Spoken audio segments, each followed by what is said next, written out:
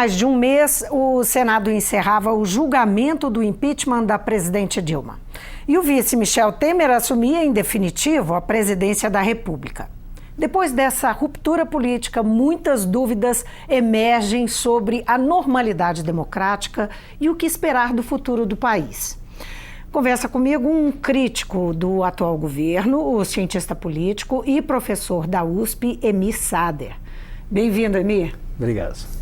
Emir, na sua opinião, qual o retrato político institucional do Brasil pós-impeachment? É um retrato muito precário, né? Primeiro, um governo que não foi eleito, sem legitimidade, segundo as pesquisas, sem apoio popular, e segundo as palavras dele, disposto a não ter o apoio popular, contanto que coloque o Brasil nos trilhos. Agora, que trilhos são esses? O núcleo desse governo é a equipe econômica, vinda diretamente do capital financeiro. O Henrique Meirelles fala que o compromisso dele é com o ajuste fiscal. O próprio Temer fala que será necessário 3 anos de ajuste fiscal. Então, é um governo que não tem promessas que tenham receptividade popular, que vai ter que cortar direitos já adquiridos e que, no máximo, pode ajustar as finanças públicas. Mas não haverá retomada do crescimento econômico, não haverá manutenção das conquistas sociais. Então, é uma situação muito instável que se prevê para o Brasil. Politicamente sem legitimidade e socialmente sem apoio. Vamos tentar resgatar um pouco, entender, né, esse momento também a partir do que aconteceu antes do processo final, do julgamento final do impeachment. Houve uma articulação bastante eficiente de forças políticas, né, que se organizaram pró-impeachment, que desejavam o impeachment. O PT e as esquerdas, na sua opinião, tinham noção disso, desse nível de articulação, ou eles foram surpreendidos? Não, olhado para trás parece um crime anunciado, né? Que era possível que desembocasse nisso. Não era passível de se acreditar que se desse isso, né? A presidenta acabou de ser reeleita com 54 milhões de votos, não se encontrou nenhuma acusação a ela, nem recontagem de votos, nem de corrupção pessoal e nem de crime de responsabilidade. Então não se podia acreditar que houvesse. Surpresa não, né? Na vontade de derrubar, sim, porque desde 2002 a direita sempre quis derrubar os governos do PT. E perdeu 4 vezes porque na campanha eleitoral se compara o que eles fizeram nos anos 90 e o que foi feito depois. E eles perderam sempre. E com o risco de seguir perdendo, não só pela comparação, sino também pela possibilidade de que o Lula seja candidato. Então procuraram um atalho que foi a maioria parlamentar. Em outubro de 2015, um texto seu publicado, você falava, você parecia não acreditar que afinal se chegaria ao impeachment, mas que tudo indicava que ficaria oposição e governo num embate que paralisaria o país e que a única pessoa que poderia tirar o país disso seria o Lula. Olhando para trás, o que você pensa desse sentimento seu e da perspectiva real disso acontecer? De que os danos que o segundo mandato da Dilma produziu foram mais profundos e graves do que se podia imaginar. Quer dizer, a falta de apoio dela com as políticas econômicas, ela tinha 53% de votos, as pesquisas davam 10% até menos. Quer dizer, um isolamento tão grande que ninguém mais aceitava alianças com ela, por exemplo, né? E não sabe quem defendia a política econômica que ela mantinha. Nem sequer o PT apoiava e tudo mais, e ela mantinha acreditando que era necessário aquele ajuste. E, por outro lado, erros de coordenação política, né? O governo, o primeiro mandato acabou logo e o segundo demorou para começar. E nesse espaço o Eduardo Cunha se articulou. E o governo acreditou que ia ter uma lua de mel ou que fosse haver rodízio na presidência da Câmara. Até que ponto, assim, a acusação que sempre se fez à ex-presidente Dilma de que ela era uma pessoa que não sabia, ela não era um ser político no sentido de saber conversar, negociar, como dizem os próprios políticos, que político gosta de carinho, de acarinhar os políticos, de chamar os congressistas, os parlamentares para conversar. Até que ponto isso, de fato, existiu, não é? E se existiu, o quanto foi determinante? A maioria de parlamentares de direita acabou sendo o fator essencial para derrubá-la.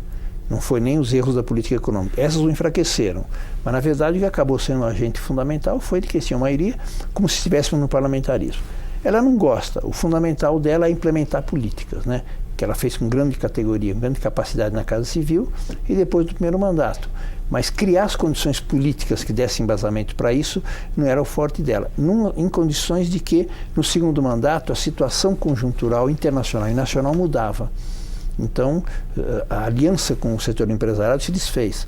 Ela tentou baixar a taxa de juros, como ela prometeu, a um nível internacional para evitar o capital especulativo. Veio uma ofensiva duríssima para cima dela, né? E o que é verdade é que o empresariado, na sua totalidade, se passou para a oposição. Primeira vez numa situação como essa, né? E provavelmente jogaram todo o dinheiro que podiam na caixa do Eduardo Cunha e produziram um congresso de oposição muito forte, né? E ela, em condições dela, difíceis de negociar. Como negociar com Eduardo Cunha com o congresso que ele tinha na mão? Na verdade, em termos de política clássica, se você vai perder, você negocia. Ou faz aliança com outros setores para derrotá-lo. Agora, por exemplo, o PT lançou um candidato petista, que era tudo que o Eduardo Cunha falava. Esse é o governista que nós vamos derrotar. E deram de 7-1, né? Então, na verdade... Foi um equívoco? O PT está foi, lançado... não sei se isso...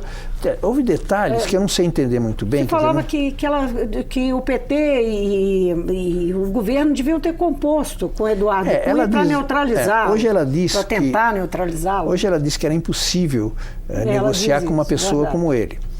Pode ser. Agora, em algum momento, o governo ainda tinha maioria para bloquear os 2/3. E, por exemplo, a Dilma... A pressão da imprensa de que ela e o Lula estavam negociando cargos, vendendo ministérios, ela falou em algum momento com a integridade pessoal dela, de que falou, não, reforma do ministério só depois da votação. Nesse momento o baixo clero debandou para o outro lado, né? Quer dizer, até ali tinha uma composição que não sei se é majoritária ou não, mas que não dá para imaginar que a oposição tivesse 2/3 na Câmara.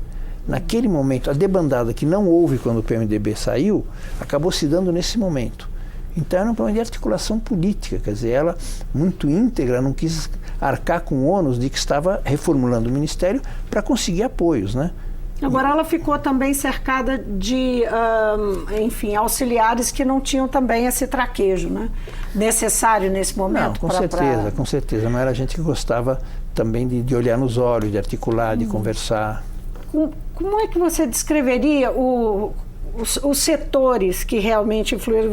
Você já fez uma referência aí ao empresariado, que o empresariado em peso, né, tirou o apoio à então presidente Dilma. Como é que você descreveria o resto dessa composição que se articula pró-impeachment? Eu acho que os setores básicos são os meios de comunicação, que tiraram qualquer disfarce de ter algum caráter democrático. Segundo lugar, a maioria parlamentar. Terceiro lugar, o silêncio cúmplice do Judiciário, do STF, e depois a ação da Polícia Federal, de procuradores, muito unilateralmente contra o PT, para tentar demonstrar que os únicos corruptos são os que se metem com o Estado e o PT em particular. O que explica que instituições tão diversas e que fazem parte, né, da Constituição do Estado brasileiro, poderes e órgãos, tenham representantes a quem está se atribuindo essa oposição, né, a um governo, ao ponto de levá-lo a perder o mandato, né, levar o presidente a perder o mandato? Eu acho que cada um tem uma lógica que converge para a ideia de derrubar o PT. Os meios de comunicação tinham uma oposição frontal desde o começo. Essa maioria parlamentar... Que não é novidade, né? Isso é um pouco histórico. Essa maioria parlamentar do Eduardo Cunha mudou a composição interna do próprio PMDB, né? E, além tem uma fraqueza do lado dos movimentos populares, né? Que é não eleger representantes seus. Onde é que estão os representantes da educação pública, da saúde pública, das mulheres, dos jovens, dos bancários, dos metalúrgicos? Não tem essa tradição, até porque o Congresso era pouco importante, agora foi importante. Então elegeu o presidente da República e o resto... É uma questão de tradição mesmo? Tradição, ele que se vire com isso, né? Tem 3 representantes dos trabalhadores rurais e tem um lobby do agronegócio daquele tamanho. Então, a Câmara devia ser o espelho da sociedade com as diferentes composições. Era o inverso. Mas isso não tem a ver com poder econômico, não tem a ver Tem a ver, mas as câmaras anteriores não eram tão ruins quanto essa. Então agora mudou, até usaram o financiamento privado da maneira mais pesada possível, né? E elegeram, a gente viu na votação daquele domingo fatídico, as caras, o striptease do tipo de pessoa que estava lá, né? Que foram eleitos, o Eduardo Cunha fala, ele disse que tem 150 na lista dele, é capaz de ter mais até, né? Mas eleitos muito diretamente com o poder do dinheiro, com um viés ideológico muito marcadamente anti-PT. A surpresa foi o judiciário. Porque se o STF tem alguma função, e para ter democracia tem que ter um judiciário independente, seria olhar as acusações, tem crime de responsabilidade ou não. Olhar a Constituição e saber se o STF não se pronunciou. O Lewandowski presidiu as sessões do Senado, a Folha de São Paulo dizia que nos intervalos ele fazia lobby pelos 41% de aumento. E agora, o que vai acontecer ao longo do tempo é que ninguém mais vai dizer que votou pelo impeachment. Ele acabou de dizer agora que era um tropeço, que é mal da democracia. Não sei se como presidente do Senado ele podia fazer, mas ele não convocou o STF, ele podia até se pronunciar a favor da decisão do Congresso, mas o STF ficou calado quando a dúvida, o mínimo é dizer que a dúvida sobre se havia crime de responsabilidade ou não. E quem que se pronunciou sobre isso é o Judiciário. Não fez, isso foi uma surpresa. Praticamente a República foi golpeada de morte. O Executivo, o presidente, foi eleito com mandato que não foi respeitado. O Parlamento usou poderes que não deveria ter para derrubar o presidente e o Judiciário ficou quieto. O Judiciário se pronunciou, se lembra, até sobre vender pipoca dentro ou fora do cinema, nesse período de tempo. A gente se pergunta, o que é o Judiciário? O que ele está fazendo de tal hora a tal hora? Está de férias? Está viajando? Está pensando o que fazer com os 41% de aumento? O que na sua opinião, explica esse comportamento do judiciário que você mesmo está dizendo que é surpreendente? Em algum momento se usou uma gravação privada do Lula que ele falou que eles estavam acovardados. Disse que as ameaças são fortes em relação a eles, né? Mas eu acho que é uma interpretação absolutamente bastarda do papel do judiciário. Mesmo contra achar a opinião pública, a condenação feita pela mídia, o papel deles é se pronunciar frontalmente do ponto de vista da letra da lei, né? E eu digo que é surpresa, porque eu não conheço a cozinha interna para saber tem alguns que se pronunciam de razoavelmente, outros um silêncio espantoso. Eu acho que o clima foi preparado pelo tal processo do mensalão, que de alguma maneira preparou esse clima. Só que o que se fez agora é muito mais agudo e grave. A votação mais grave do Parlamento brasileiro é um impeachment, né? Contra uma presidenta que não cometeu crime. No final já não tinha nem gente na rua pela direita, nem argumentos. Foi um voto político. Agora, inclusive, eles falam, ingovernabilidade, não tinha mais condições. Isso é razões no parlamentarismo para derrubar um governo. Mas não no presidencialismo. Né? Uhum. Agora, como é que você enxerga o Brasil, as instituições brasileiras nesse momento, né? Falando aí enfim, desse caldo todo, quem está no governo hoje, que era oposição, diz que as instituições estão fortes, que, enfim, que não há problema com as instituições brasileiras, que nós temos solidez das instituições. Esse conjunto de acontecimentos e de ruptura política e institucional ameaça essa solidez? Eu acho que sim, a começar por um presidente que não pode colocar o nariz para fora. Então já não é um executivo forte. Se ele dissesse que tiver legitimidade porque o Congresso elegeu, então devia ter um apoio popular, que eles usavam. Lembra o argumento da voz das ruas, né? Que desapareceu, não tem mais voz das ruas nenhuma, né? Um Congresso que não tem legitimidade nenhuma, quer dizer, ele está fazendo um pacote regressivo em termos de direitos sociais, direito de gênero e tudo mais, brutal, sem legitimidade popular. Não foi eleito para isso, inclusive, né? E vai se valer de seu último Congresso com financiamento privado, para poder tentar desconstruir tudo isso em relação ao país, né? E um judiciário calado, né? Eu acho que formalmente se pode dizer que tudo bem. Está tudo mais ou menos em dia, né? Não há questionamento interno do judiciário, nada. Nem do Congresso tem maioria. O governo acha que a maioria do Congresso é a maioria na sociedade, né? que não é, porque ele é absolutamente repudiado. Ele aceita que a ideia do fora Temer, que a ideia do golpista pegou. E pegou não porque tem uma grande companhia de marketing, mas porque o povo aceitou que é isso. O povo não aceita um presidente que não seja eleito pelo povo, né? Agora, quando a gente fala em solidez de instituições, a gente está falando de democracia, né? O que de fato representam esses acontecimentos para o futuro do país, né? Que desdobramentos nós podemos ter? Há quem entenda que nem esse governo consegue chegar até as próximas eleições. Há esse tipo de especulação, não é? Em cima, muitas vezes, de alguns indícios. Outros que acham que, enfim, que vai ser o ano que vem, que teremos uma eleição indireta, e que, enfim, há uma instabilidade por acontecer ainda maior do que já teve. É um governo extremamente frágil. A expectativa dele é que, com o passar do tempo, ele fosse se naturalizando, se consolidando. Ao contrário, como disse a própria Marta Suplicy, cada dia uma notícia ruim. E cada anúncio de medida, reações populares. Que foi para o partido do atual presidente. E está sendo vítima justamente disso, né? Então, ao contrário, acho que cada dia aumenta a rejeição, porque pessoas que não estavam necessariamente a favor da Dilma e tudo mais, percebem que seus direitos estão afetados, né? O direito à aposentadoria, o direito do aumento salarial, aumento do salário mínimo até, né? A questão da terceirização das relações de trabalho, diminuição da idade de imputabilidade penal, quer dizer, maior quantidade de pessoas vão se dando conta. Então, é um governo muito frágil. De fato, dá para pensar se ele sobrevive até lá. O fato da Globo estar atacando o governo também é um indício de, como você falou, poderia acontecer que em janeiro, quando já seria a segunda metade do mandato, ele tratasse de derrubá-lo e colocar um outro presidente. Ele serviu porque era vice e para montar essa saída institucional era ele. Agora, não é quem pode ter essa capacidade de... Isso não pode se dizer que é uma simples teoria da conspiração? Não, eu acho que não, porque o governo está muito fragilizado, tanto assim que ele tem recuado. Já disse que a reforma trabalhista talvez não vá, que a aposentadoria não será de 70, talvez 65.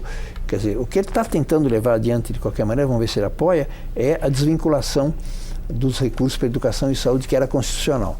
Então, essa hipótese que você levanta não é de jogar fora. Ele serviu até um certo ponto, como o Eduardo Cunha serviu, o Temer servirá, e o Congresso receberá o presente do século, que era poder escolher, como se fosse um parlamentarismo, o presidente do Brasil pela metade do mandato. Uhum. Eduardo Cunha está fora, carta fora do baralho? Ele tem algum trunfo ainda? Tem alguma perspectiva, apesar de a gente saber que vai ficar 10 anos inelegível? Dá a impressão que é um acordo implícito. Dizem que ele era tão poderoso, que ele tinha tanta informação... mas ele ficou reduzido a 10 votos, né? Ficou reduzido a 10 votos. Dá a impressão de que é um acordo, não acontece nada com os processos com ele e ele não denuncia ninguém. Então, ele gostaria de ter um mandato, poder voltar a se candidatar. Aparentemente, hoje não está colocada essa possibilidade. Mas não era aquela bomba de tempo que se anunciava que ele explodiria. Até a votação, o fato de ter 10 votos deve ter baixado muito o cacife dele em relação a com que ele conta para tentar causar um estrago. Vai escrever o seu livro, tá? Porque é um cara que derrubou o presidente da República, né? Agora, o impeachment recebeu muita crítica da mídia internacional. Mas e as grandes potências do mundo? Os Estados Unidos, os países europeus, enfim, os dirigentes mesmo, os chefes de Estado. Como é que você enxerga a diplomacia em relação a esse governo que está aí e em relação ao impeachment? A mídia, no começo, reproduzia o que dizia a imprensa brasileira.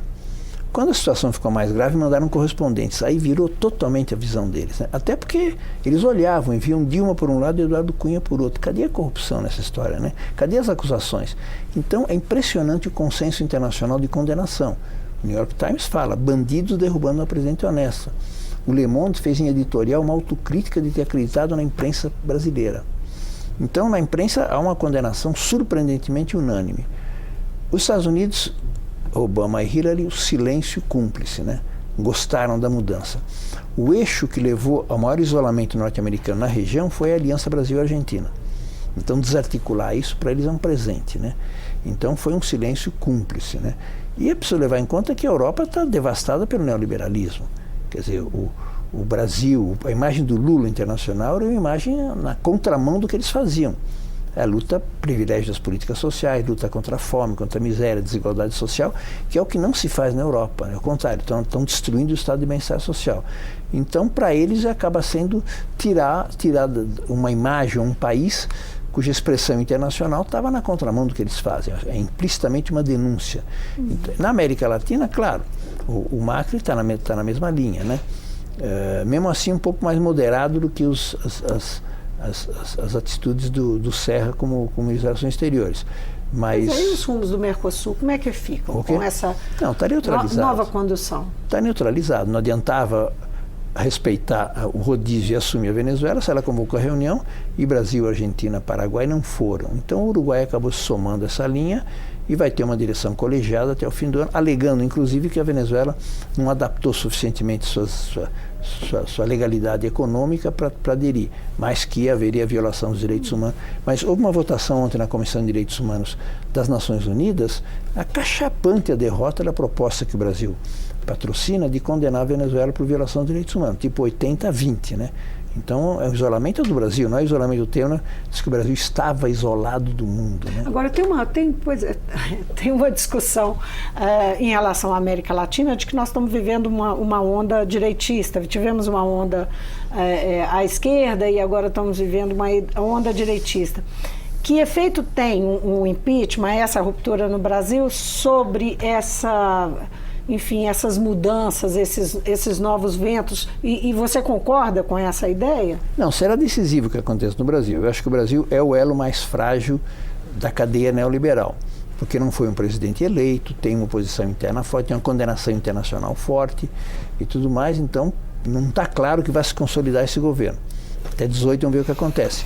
Se consolidar, claro, muda o eixo, a vértebra básica Brasil e Argentina. Se não, se o Brasil voltar a uma política externa similar à anterior, aí equilibra e a situação fica muito mais disputada, né? Mas é verdade, é uma virada à direita, embora eu não acredite que na opinião pública exista. Em última instância, a vitória na Argentina tem um candidato ruim, ganhou por 3 pontos. No Brasil, houve uma vitória da Dilma. Não é claro, a condenação do Temer mostra que a opinião pública não virou à direita, né? Se fosse virar à direita, era a favor desse governo, né? Que é um governo classicamente direitista, né? E os rumos das esquerdas no Brasil? Quais são as perspectivas? Né? 2018 é uma perspectiva, enfim, que tipo de desafios aí tem pela frente para a reorganização do PT? Já há uma perspectiva de que o PT saia muito mal dessa eleição municipal. Bom, eu acho que, na verdade, o futuro da esquerda e do PT vão depender do futuro do político do Brasil, que vai acontecer em 2018. Seja se o Lula é candidato ou não, ou se ele não puder ser candidato, se ele indicando candidato, ele ganha, né? Você acredita que ele será candidato? Eu acredito que sim. Porque é uma loucura. Vai sobreviver? É uma loucura, quer dizer, não há nenhuma acusação. Que ele tá o Lula continua a viver no mesmo apartamento que ele vivia em São Bernardo do Campo, a periferia de São Paulo, antes de ser o presidente de maior sucesso da história do Brasil. As acusações não são sobre os 8 réus que estão no governo, que são grana, com 0, com delação premiada, tá, que seja. A dele é um sítio em que ele passaria o fim de semana, um apartamento que ele teria comprado, assim. Agora, faz parte do golpe tentar tirá-lo da jogada, porque é o único líder político com prestígio. Veja que ele vai para o Nordeste, está vivo o apoio dele. É preciso lembrar que a Dilma, com 70% de votos no Nordeste, ganhou a eleição. Quem disse que o Lula não tem isso, né? Sem pensar no resto. Então, é um fantasma. Eu acho que a esquerda depende da capacidade de dar volta a curto prazo, a médio prazo, 2018, e recuperar o governo no Brasil. E o Lula é uma variável fundamental. Emir, você lança nesse mês de outubro o livro, posso ver o livro? O livro O Brasil que Queremos. A gente tem como mostrar aqui, ó. O Brasil que Queremos, ele é, na verdade, um livro organizado por você também tem um texto aqui, não é? São 18 autores e com a apresentação do Lula. Isso. É dia 20? Dia 20 aqui na Assembleia Legislativa, com vários autores presentes. Diz respeito ao que nós estamos conversando? Diz respeito a sair da armadilha da conjuntura e voltar a pensar o Brasil do futuro. Vamos lembrar que na campanha eleitoral de 2014 não se discutiu o futuro. A Dilma fazia uma campanha sobre os riscos do retrocesso, mas não se falava que país a gente quer. E a esquerda não vai ganhar pelo que ela fez, embora isso conte. vai ganhar pelo país que ela possa construir. Então, o Dalmo Dallari fala que Estado nós precisamos, a Marilena Chauí que política cultural, o Celso Amorim que política internacional, bom, e assim por diante. São 18 autores, a ideia o livro está à disposição para venda e está à disposição grátis pela internet, também para quem tiver ter acesso integral para todo mundo. E nós vamos fazer esse debate aqui, eu já fiz mais de 20 debates desde que o livro está circulando, para agitar uma discussão de futuro para o país. E o lançamento vai ser onde? Aqui na Assembleia Legislativa, no dia 20. Aqui mesmo na Assembleia.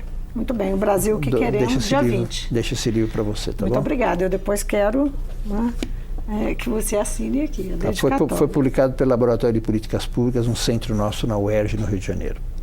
Obrigada por ter vindo. Obrigado a você, tá? Eu conversei com o cientista político e professor da USP, Emir Sader. Nossa conversa aqui sobre a conjuntura pós e pré-impeachment, as implicações para o país, os atores políticos envolvidos nisso, o futuro, né? Como é que ele entende que é o futuro do Brasil. O Mundo Político fica por aqui. Obrigada por nos acompanhar e até o próximo programa.